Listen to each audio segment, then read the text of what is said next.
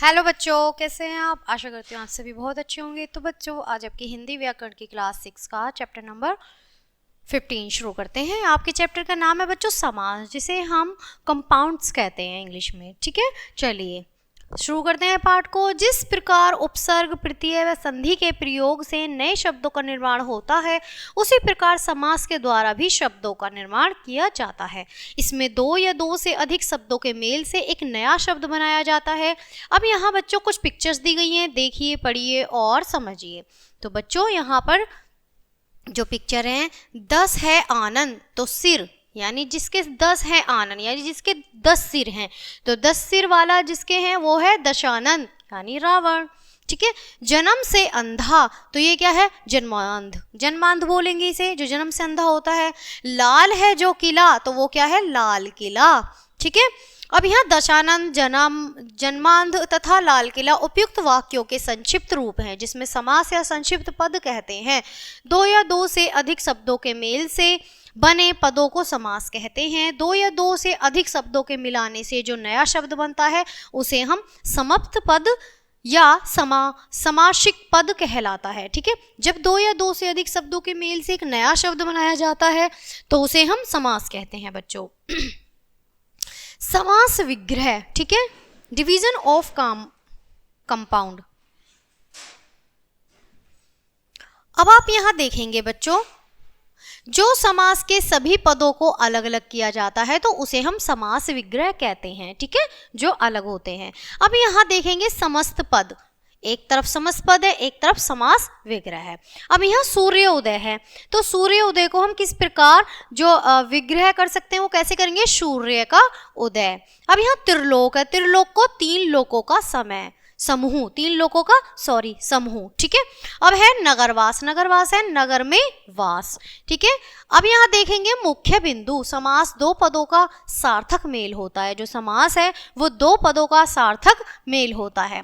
अब यहाँ समास के भेद दिखाए गए हैं। ठीक है, काइंड्स ऑफ कंपाउंड्स, यहाँ समास के 6 भेद होते हैं।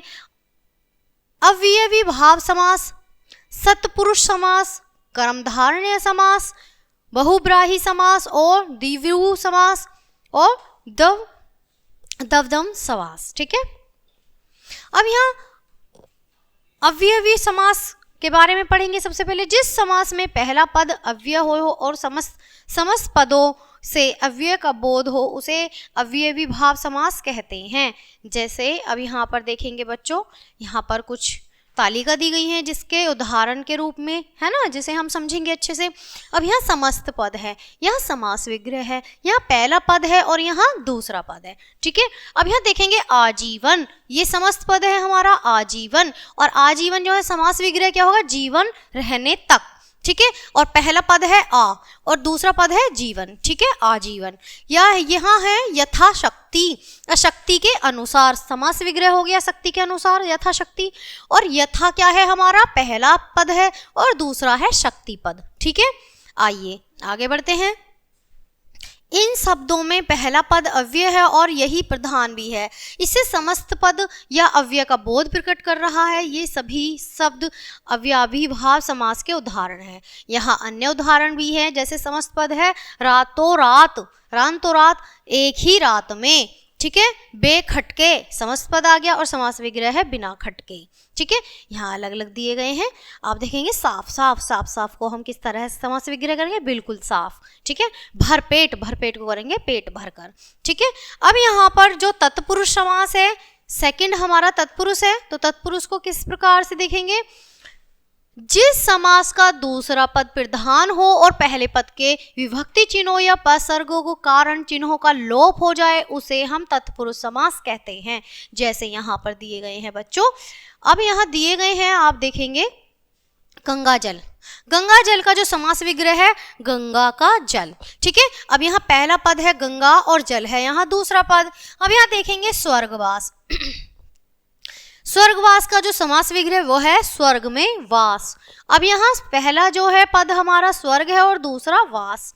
अब यहाँ देखेंगे शरणागत, शरणागत का जो समस्त पद है हमारा उसका जो समास विग्रह होगा वो होगा शरण को आगत, और पहला पद है शरण और दूसरा पद है आगत। ठीक है, ऊपर दिए गए उदाहरणों में आपने यह देखा होगा कि इन शब्दों में दूसरा पद प्रधान है और समास करने पर विभक्ति चिन्हों या परसर्गों का कारक चिन्हों का, के, की, से, में आदि का लोप हो रहा है, इसलिए ये सभी शब्द तत्पुरुष समास के उदाहरण माने जाते हैं। ठीक है, अब यहाँ अन्य उदाहरण भी हैं। अन्य उदाहरण देखेंगे समस्त पद समास विग्रह कैसे, तुलसीकृत, तो तुलसीकृत का होगा तुलसी द्वारा कृत, अब ये विग्रह हो गया। राष्ट्रपति, राष्ट्र का पति, तो ये समास विग्रह हो गया। घुड़सवार समस्त पद है, समास विग्रह कौन सा होगा, घोड़े पर सवार। अकाल पीड़ित समस्त पद है और अकाल से पीड़ित समास विग्रह है। अब आप देखेंगे बच्चों यहाँ पर कर्मधारय समास। ठीक है, कर्मधारय समास देखेंगे, यहाँ भी उसकी कुछ तालिका दी गई है और उदाहरण के रूप में दिया गया है। ठीक है, जहाँ दोनों पदों में विशेषण विशेष्य या उपमेय उपमान का संबंध हो वह कर्मधारय समास कहलाता है। अब देखेंगे जैसे यहाँ है समस्त पद कमल नयन, सबसे पहले हमारे कमल नयन है। कमल नयन को कैसे हम विग्रह करेंगे, विच्छेद करेंगे, कमल के समान नयन। ठीक है, कमल पहला पद है, नयन दूसरा पद है। ठीक है, अब यहाँ देखेंगे महापुरुष समस्त पद है और महान है जो पुरुष समास विग्रह हो गया। ठीक है, अब ये है महा पहला पद दूसरा पुरुष। ठीक है, पीताम्बर, पीताम्बर हमारा समस्त पद है और पीत यानी पीला है जो वस्त्र समास विग्रह हो गया और पीत हमारा पहला पद और अंबर हमारा दूसरा पद। इन शब्दों में पहला पद विशेषण और दूसरा पद विशेष्य है। पहले पद में आए हुए विशेषण दूसरे पद के शब्दों की विशेषता बता रहे हैं। कर्मधारय समास में उपमेय उपमान का संबंध भी होता है। दूसरे शब्दों में एक शब्द की तुलना दूसरे शब्दों से की जाती है, यानी एक शब्द की तुलना दूसरे शब्द से की जाती है, वही हमारा कर्मधारय समास होता है। यहाँ कुछ और भी उदाहरण दिए गए हैं, आइए एक बार इन्हें अच्छे से देख लेते हैं बच्चों। देखेंगे चंद्रमुख समस्त पद है और समास विग्रह है चंद्रमा के समान मुख। ठीक है, चंद्र, चंद्र हमारा पहला पद है दूसरा मुख। ठीक है, भवसागर, तो यहाँ पर भवसागर संसार के समान सागर, यह समास विग्रह है और भव हमारा पहला पद और दूसरा सागर। ठीक है, यहाँ अन्य उदाहरण देखेंगे।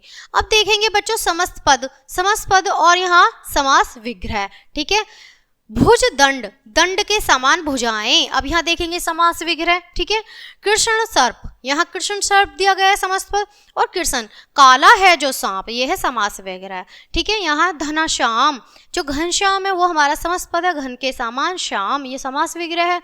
महात्मा ये समस्त पद है और महान है जिसकी आत्मा, वो क्या है बच्चों, समास विग्रह है।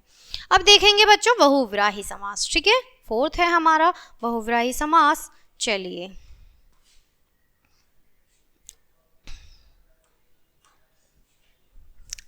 जहाँ दोनों पदों में विशेषण विशेष्य या उपमेय उपमान का संबंध हो वहाँ बहुव्रीहि समास होता है।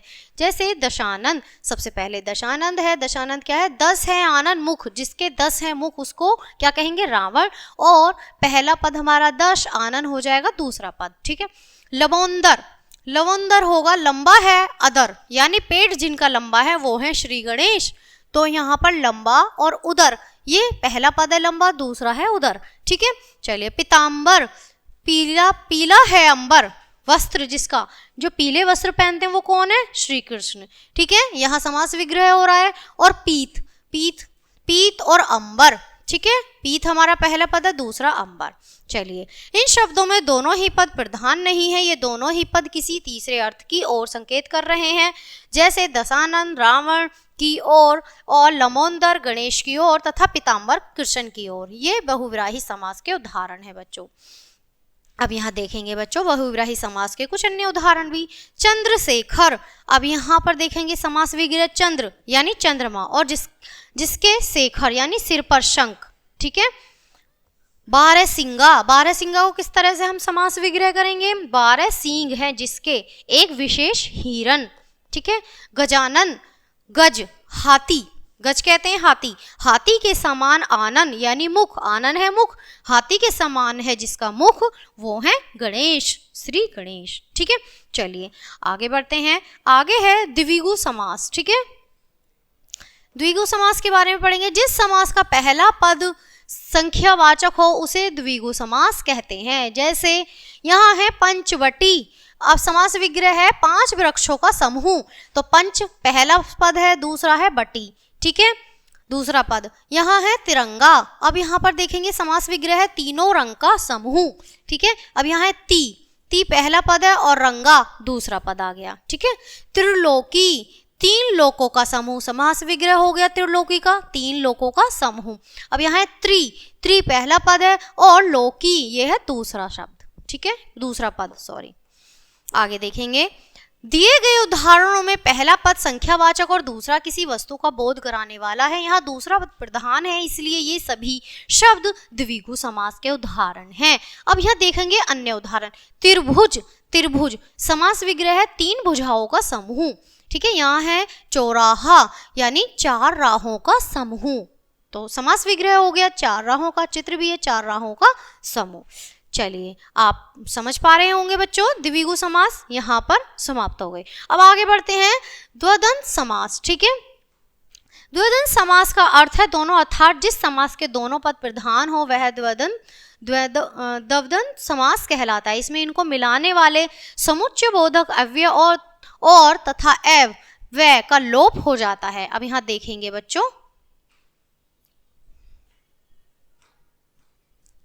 सुख दुख, अब यहाँ देख रहे हैं सुख दुख समस्त पद है और समास विग्रह है सुख और दुख, ठीक है। पहला पद है सुख, दूसरा है दुख। अब यहाँ है भाई बहन है, यहाँ भाई और बहन, ठीक है। यहाँ पहला पद है भाई, दूसरा है बहन।